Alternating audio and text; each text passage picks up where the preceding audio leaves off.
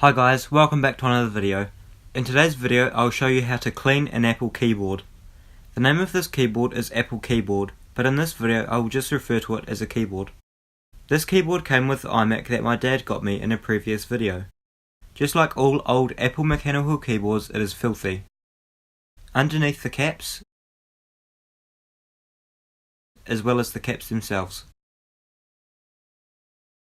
To clean the caps and underneath them, we first need to pop off all the keys using a prying tool or flathead screwdriver, or even a keycap puller.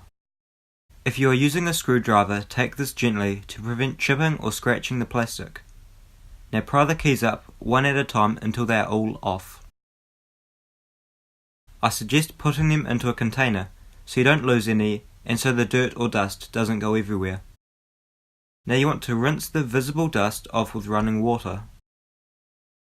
Fill up a container or a basin with hot soapy water. Now put all the keycaps in it and mix them around. Over the time of an hour, refresh the water and mix the keys around a couple of times. Now place the keys on a tray of some sort in a warm room or out in the sun to dry. To clean underneath the keys, I used a toothbrush to loosen the dirt, then an air compressor to blow away the dirt. To get off the fine particles, I used a cotton swab and some Jif. The bottom of the keyboard had some type of residue stuck to it, so I cleaned this with a microfiber cloth and Jif. I also used the same method to clean the rubber feet. To clean the cable, put some Jif onto a cloth. Now run it along the length of the cable until it returns to its original colour. Make sure the keys have completely dried off, and if not, leave them to sit for longer. Now using a similar keyboard or a photo, reinstall all the caps by simply pushing them down until they click into place.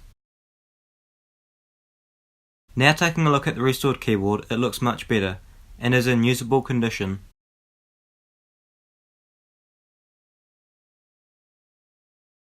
This now goes along well with the restored iMac it came with.